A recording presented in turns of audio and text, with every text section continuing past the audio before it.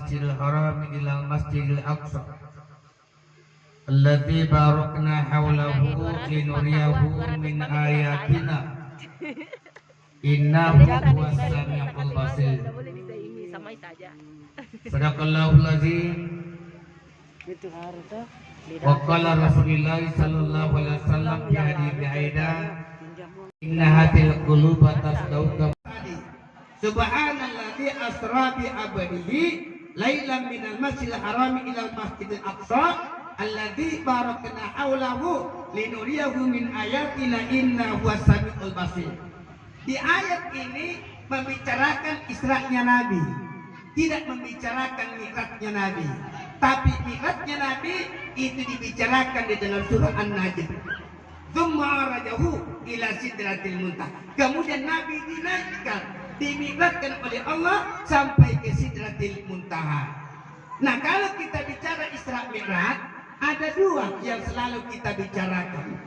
Apa kandungannya Isra? Apa kandungannya Mi'raj? Nah, ini kalau kita bahas semua, tentu waktu kita sangat terbatas. Nah, yang pertama adalah Allah mengatakan subhanalladzi asra bi 'abdihi. Kata-kata subhana ini itu tidak banyak ditemukan di dalam Al-Qur'an, bahwa kata subhana itu adalah ayat pertama, tidak.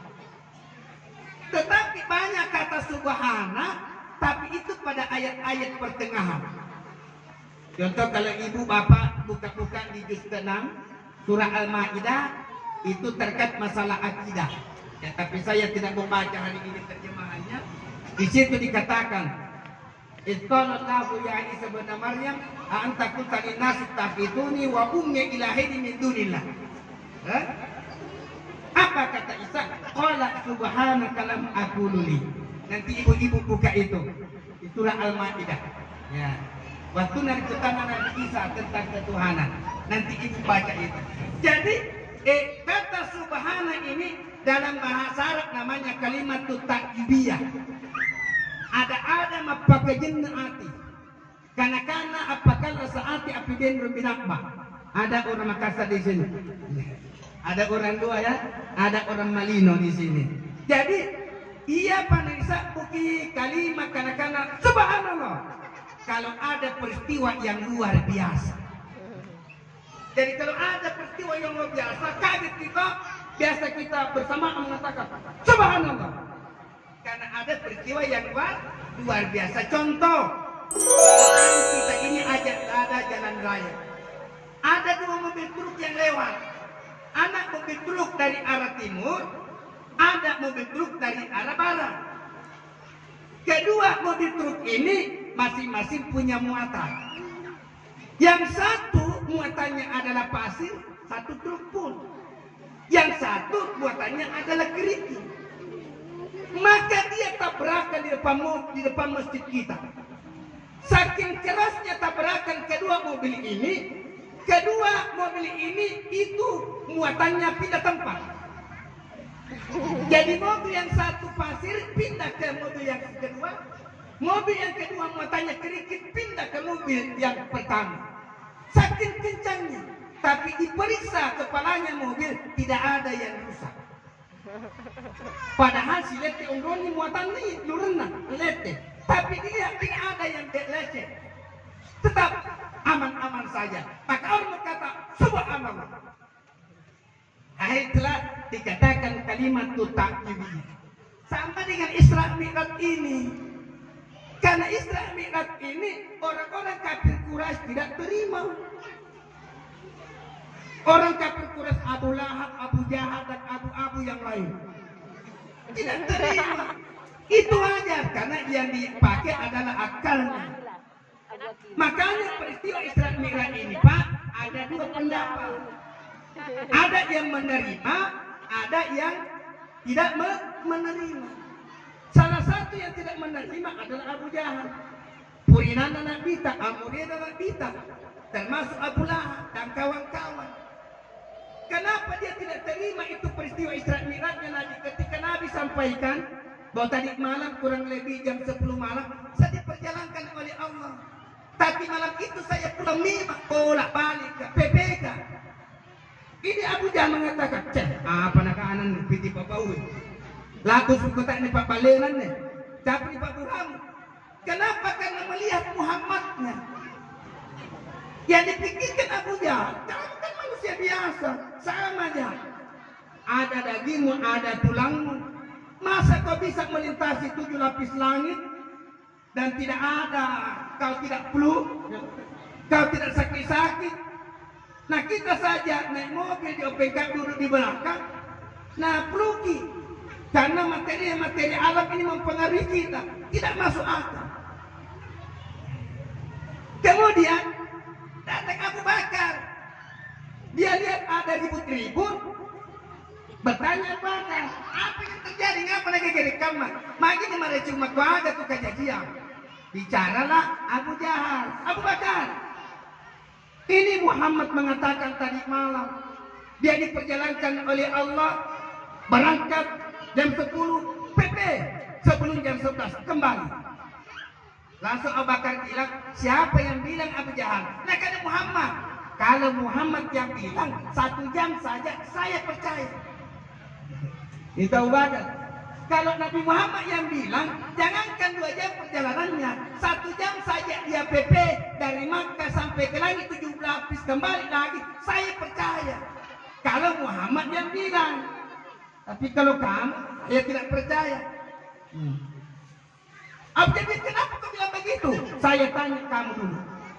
Coba angkat tangan sekarang semua yang hadir. Siapa yang pernah mendengar bahwa Nabi Muhammad pernah berdusta? Coba angkat tangan semua. Coba dengar, siapa yang pernah dengar bahwa Nabi Muhammad pernah bohong, Nabi Muhammad pernah berdusta? Tidak ada yang angkat tangan, Pak. Tidak ada yang angkat tangan. Coba terheran-heran. Bagaimana ya? Mau diterima, dipercaya. Dia nanti melihat kalah. Tidak dipercaya. Muhammad tidak pernah bohong. Nah, itulah sebabnya yang harus kita subhanallah di asra. Bahasa di sini adalah diperjalankan. Jadi Nabi Muhammad bukan berjalan sendiri. Nabi Muhammad diperjalankan. Sama besok ini kalau saya ke Makassar, ternyata di kantong bajuku ada semut yang masuk. Dan saya ke Makassar, PPK. Itu semut setelah saya kembali, saya gantung bajuku, itu semut keluar dari kantong baju saya. Ketemu temannya, nak tadi malam dari ke Makassar. Kapan? Tadi malam, kapan kau pulang? Pulang memang PP. Pasti nak kandat tu dia naik. Ini bau. Dia tidak tahu bahwa saya diperjalankan. Itu Nabi Muhammad. Jadi Imam Muhammad itu disakmirakan. Lesa bi kudrati Muhammadin walakin bi iradatillah.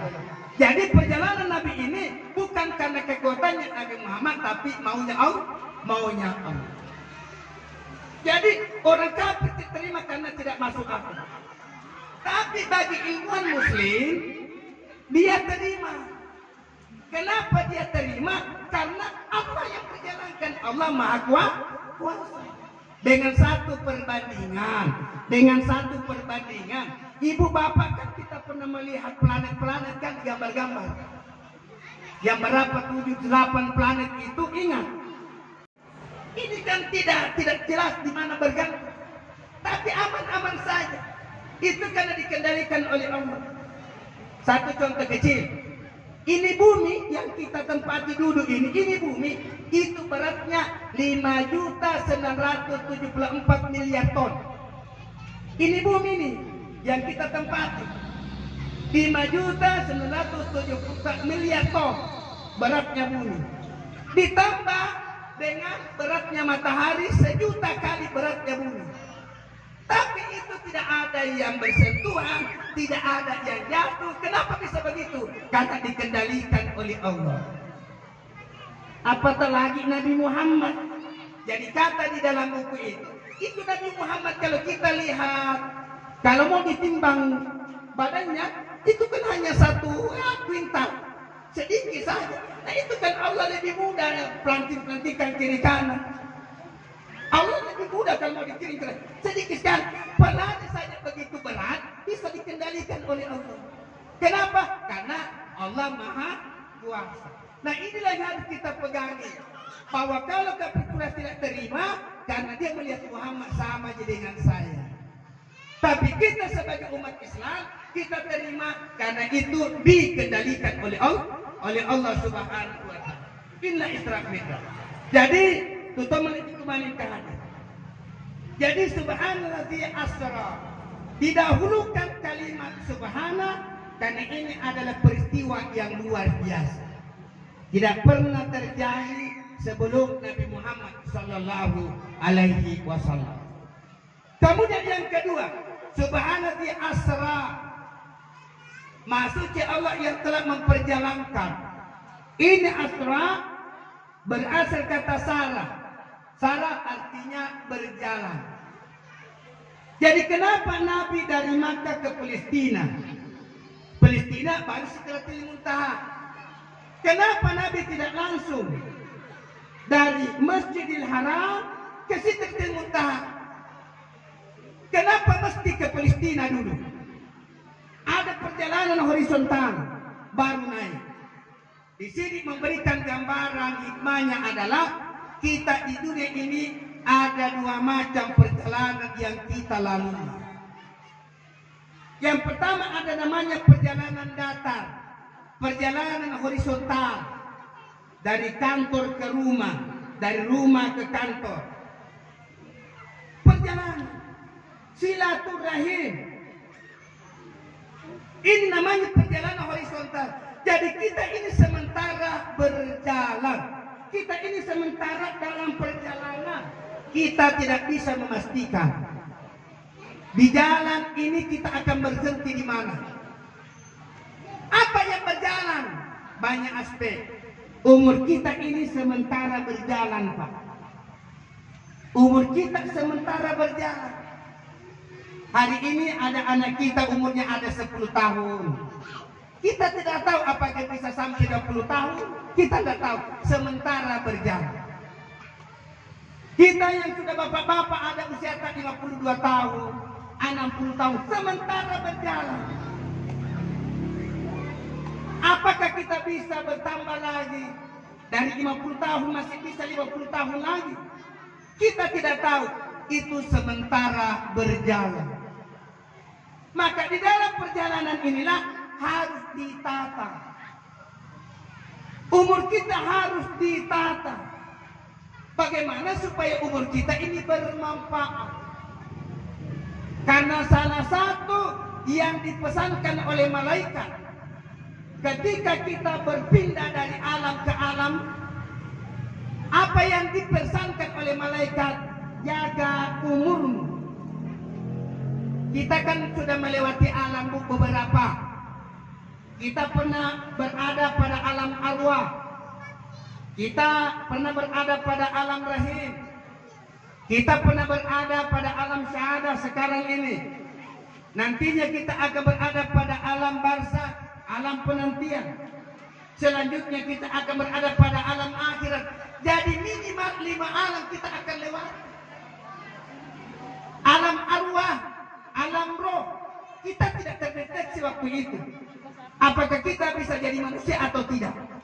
Tidak bisa deteksi. Kemudian alhamdulillah kita berpindah ke alam rahim.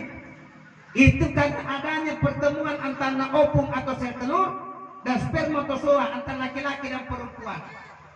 Maka Allah beri kita kesempatan berada di rahim ibu. Yang namanya diproses dalam kandung ibu 40 hari 40 malam menjadi air mani. 40 hari 40 malam menjadi darah. 40 hari 40 malam menjadi daging. Riwayat karena namo si bilangan 10 Allah, maka Allah meniupkan dua ciptaannya ke dalam perut sang ibu. Maka disitulah sudah mulai ada gerakan samar-samar. Sudah mulai ada pendengaran samar-samar. Setelah cukup 9 bulan 10 hari secara normal, maka keluarlah kita. Dan ini tidak gampang, Pak. Tidak gampang. Pada saat kita mau keluar, ada transaksi ketuhanan. Ikutan mana nyawa ibu. termasuk anak-anak semua ditanya. Jadi Allah bertanya pada roh kita, alastu birabbikum, bukankah aku ini Tuhanmu? Maka roh kita ingin menjawab, siapa saja namanya manusia. Yang penting dia manusia pernah menjawab ini. Kalau dia tidak menjawab, tidak jadi manusia. Apa jawab kita? Qalu bala syahidna. Tongengi Tuhan, engkau kak menjadi sakti di mana sana, ini natupuaku, iya atatta. Aku jadi saksi wa Tuhanku, engkau adalah Tuhanku, aku adalah hambamu. Maka lahirlah kita. Melalui doa itu kita salim, selamat. Pada saat kita lahir, anak yang kita lahirkan ibu, tidak ada yang lahir dalam keadaan menyanyi. Tidak ada itu. Sebab kalau ada anak dilahirkan langsung menyanyi, kaget dia. Karena kebetulan ibunya pakai kasidah, ya, tiba-tiba lahir anaknya langsung menyanyi. Wanita,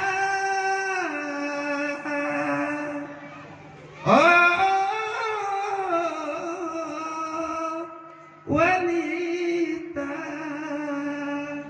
Tidak ada itu. Tapi semuanya menangis. Ternyata suaranya sama. Apakah anak yang lahir itu kulitnya putih? Apakah yang lahir itu kulitnya hitam manis? Apakah anak yang lahir itu kulitnya bule? Bugis leleng? Suaranya sama. Ternyata ada orang Makassar terjemahkan. Apa itu artinya?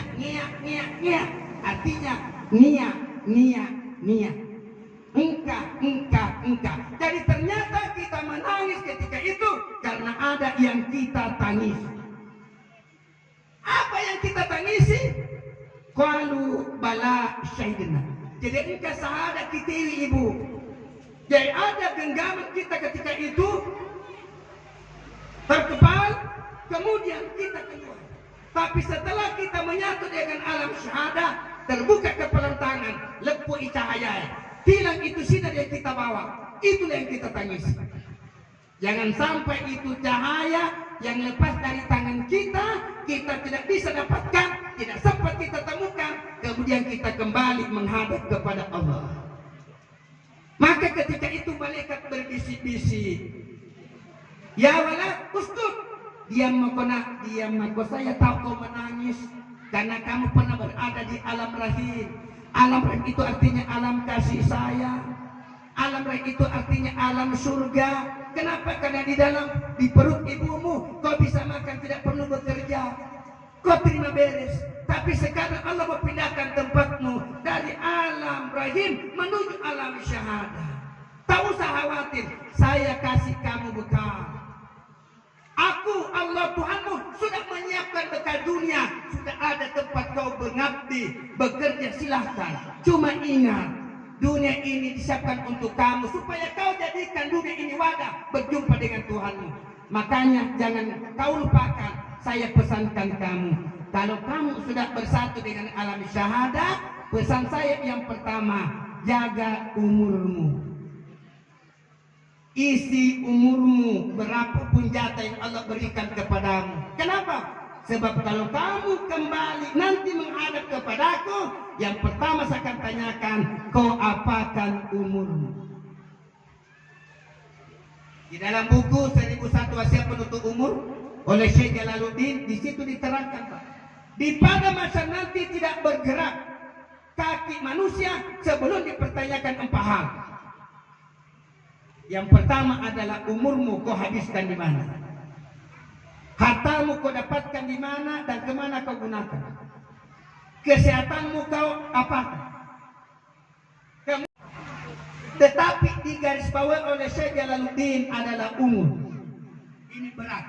Ternyata umur yang dimaksudkan bukan hanya umur 50 tahun, bukan hanya umur 10 tahun, tetapi termasuk umur dipertanyakan nanti adalah detakan jantung kita. Jadi bukan napas saya naik turun saja nanti dipertanyakan. Ketika napasmu kau tarik ke atas, apa yang kau lakukan? Ketika napasmu keluar masuk magero, tapi termasuk detakan jantung. Tek, tek, tek, tek. Ini detakan jantung bisa 50 kali semenit tergantung. Ada orang detakan jantungnya cepat, ada lambat. Tapi termasuk pertanyaan, waktu namuni detakan jantungmu, tek, tek, tek. Dari 1 ke 2, apa yang kamu lakukan? Oleh karena itu Bapak Ibu terutama lebih kemana hadis, karena inilah yang kita akan jalani. Makanya orang Arab mengatakan, ibuku fa'ilan tabaku patabaku. Menangislah kamu. Kalau kamu tidak bisa menangis, pura-pura lah menangis. Jadi kita memperingati Isra Mi'raj ini, kita melihat kembali bagaimana salat kita. Alhamdulillah, masjid kita ini Baitur Rahman, pengurus telah memperbaiki sebaik mungkin. Tentu apa tujuannya? Melalui Isra Mi'raj ini, mari kita tengok kembali kita punya masjid. Karena ada jaminan Nabi, man bana lillahi masjidan, banallahu lahu baitan fil jannah. Siapa yang membangun rumah masjid karena Allah, Allah bangunkan baginya istana di dalam surga. Membangun masjid ada 2. Yang pertama adalah membangun fisiknya, kemudian yang kedua adalah membangun jamaahnya. Alhamdulillah, jamaah kita kalau saya lihat ini sekalipun ada beberapa dari sekitar masjid, tentu untuk meramaikan masjid ini siapa lagi kalau bukan kita. Mengapa? Allah sudah menyatakan dalam Al-Quran tadi, Subhanallah asra bi abdi lailam minal masjidil harami ilal masjid aqsa. Kenapa di ayat itu tidak dikatakan min baini hazi ila baiti hazi, dari rumah ini ke rumah ini? Kenapa bukan rumah yang disebut? Tapi yang disebut di situ adalah masjid. Maka rumah kita pada hakikatnya adalah masjid. Makanya masjid ini adalah sarana untuk kita berkomunikasi dengan Allah. Makanya dikatakan masjid masdar, yaitu tempat sujud, tempat mengadu seorang hamba kepada Tuhannya. Oleh karena itu, ini masjid nanti di hari kemudian, sebagaimana hadis Nabi mengatakan begini, masjid itu adalah rumahku. Siapa yang masuk ke dalam rumahku, saya muliakan. Dan siapa yang saya muliakan, saya akan masukkan dia ke dalam surga. Jadi salah satu tanda penghuni surga adalah manusia yang banyak mengingat masjid. Oleh karena itu Bapak Ibu terutama lebih kembali ke hadis, karena masjid yang kita tempati salat. Kalau kita bicara pahala sering kita dengar. Salat di masjid pahalanya 27 kali dibandingkan di rumah. Artinya kalau kita pakai hitung-hitungan, kalau kita salat di rumah nanti 27 kali kita baru sebanding dengan di masjid. Jadi kalau di masjid hanya 1 kali salat berjamaah itu 27 derajat dibandingkan di rumah.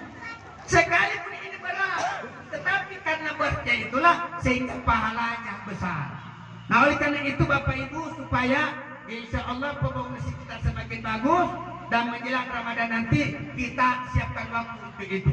Kemudian yang kedua, saya tidak mau mengkaji salat dulu karena waktu terbatas. Saya hanya mengatakan begini, salat siapa yang menjaga salatnya itu nanti yang mewakili kita ketika kita berada nanti di dalam kubur. Bagaimana caranya mewakili? Kita tahu bahwa di dalam kubur nanti kita akan datangi 2 malaikat dan akan bertanya, Maratuka wa man nabiyuka wa ma imamuka wa ma kiblatuka wa man nabiyuka. 5. Ini kalau kita ditanya sekarang, kita sudah bisa jawab. Kan dihafal itu buat Allah Tuhanku, Nabi Muhammad nabiku, orang Islam saudaraku, Ka'bah kiblatku, Al-Quran imamku. Kalau ditanya anak TK, tidak ada yang salah, pasti lulus semua. Cuma persoalannya, nanti kita di dalam kubur Allah katakan, al-yawma naftimu ala afwahihim wa tukallimuna aydihim wa tashhadu arjuluhum bima kanu yaksibun. Nanti di hari kemudian termasuk dalam kubur ditutup rapat mulutnya, berbicara tangan-tangannya. dan menjadi saksilah kaki-kakinya apa yang pernah dia lakukan. Jadi bagaimana caranya kita menjawab? Nah, ditongkol timutkan. Makanya ketika malaikat nanti datang menghampiri kita bertanya, "Marabuka manabiuka?" Salat berada di kepala kita. Dan ketika itu salat akan berkata, "Ya fulan, naum kana urus." Tidurlah kamu seperti tidurnya pengantin baru. Bayangkan di pengantin baru disebut. Saya juga tidak tahu apakah semua pengantin baru nyenyak tidurnya. Mungkin pengalaman Buya tidak nyenyak tidur, tak tahu. Tidak, karena mungkin main tenis meja tidur sebelum tidur, atau main bulu tangkis. Tapi apa maksudnya? Tidurlah kamu seperti tidurnya pengantin baru. Artinya yang namanya pengantin baru itu pun tidak ada susahnya. Dia lupa segala-galanya, termasuk cicilan. Makanya mana disebut baru. Jadi saya mengatakan, tidurlah kamu seperti tidurnya pengantin baru. Nanti saya yang jawab. Jadi ketika malaikat bertanya, "Marabuka?" salat akan menjawab. Pertanyaannya, apa jawabannya salat kalau malaikat bertanya? Kalimat pertanyaannya. Nanti ketika malaikat bertanya, "Marabuka?" maka salat akan memberikan jawaban. Allahu Akbar. Ia naromatu jawaban nasumajata boleh peputaran namun karwanati. Artinya apa? Narik kulit hijau supaya ada harapan. Begitu betul? Kalau salah kita kerjakan ada harapan untuk kita bisa memberikan jawaban. Sama ketika kita ujian. Dulu ketika kita ujian setengah mati kita belajar di malam hari. Bahkan kita rendam kaki. Ya. Apalagi saya dulu seperti ilmu Al-Quran. Saya harus menghafal untuk perhadapkan 1 bulan 3 juz. Bagaimana tidak setengah mati dibandingkan materi-materi yang lain. Pasti itu karena kita persiapkan. Kalau tidak pernah belajar, tidak ada harapan. Apapun pertanyaannya kita ragu. Tidak ada dijawab nanti. Tapi kalau pernah kita belajar, pasti ada harapan.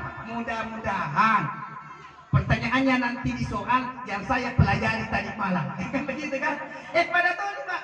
Jadi kalau tidak ada salah yang pernah kita lakukan, tidak ada mudah lah Pak. Tidak ada mudah. Oleh karena itu kita step by step. Kali per kali ilakatir. Jadi kalau ada yang sama sekali tidak pernah salah pada mengaku muslim, ya sedikit-sedikit. Coba kita cari waktu yang ramai-ramai. Contoh maghrib. Kan ramai apalagi tarawih. Kalau sudah terbiasa ke masjid salat maghrib, nanti lihat lagi yang berat-berat. Salat isya. Itu insya Allah kalau sudah terbiasa, nanti masjid akan berkata, di hari kemudian nanti saya tidak akan masuk surga kecuali semua jamaah yang pernah salat di masjid ini sudah berada di dalam masjid, maka saya akan masuk surga sama-sama. Nyaman. Makanya itu kalau ada jamaah rutin hadir tiba-tiba sakit 1 hari 2 hari, kan biasa ada jamaah bertanya, "Di mana Ku Haji?" Tidak ada datang. Itu kan jadi sama nanti itu. Jadi kalau surga sudah memanggil masjid masuk, tetapi masih ada jamaah aktif belum masuk, tunggu dulu. Tunggu dulu. Oh ternyata ada nih di sana itu merangkak-rangkak. Maka kalau masih jika. Itu kan karena ada hadis yang mengatakan begini. Andai kata manusia tahu bagaimana fadilah dan berkahnya salat isya dengan salat subuh, maka dia akan datang ke masjid itu sekalipun dia datang dalam keadaan merangkak-rangkak. Maka lolo akan kena Makassar. Mudah-mudahan dengan hikmah Isra Mi'raj ini dulu yang kita lihat. Nanti kita akan bicara bagaimana kualitasnya salat. Yang jelas ketika yolo, insya Allah di dalam salat kita akan mencari jalan untuk berjumpa dengan Allah Subhanahu Wa Taala. Kemudian yang terakhir Ibu, ini salat bagaimana nanti pelayanannya di hari kemudian tergantung bagaimana pelayanan tak kepada salat. Disebutkan satu riwayat Ibu, nanti di hari kemudian ada orang yang tersiksa berenang di api neraka, tidak ada yang menolong. Tidak ada yang menolong.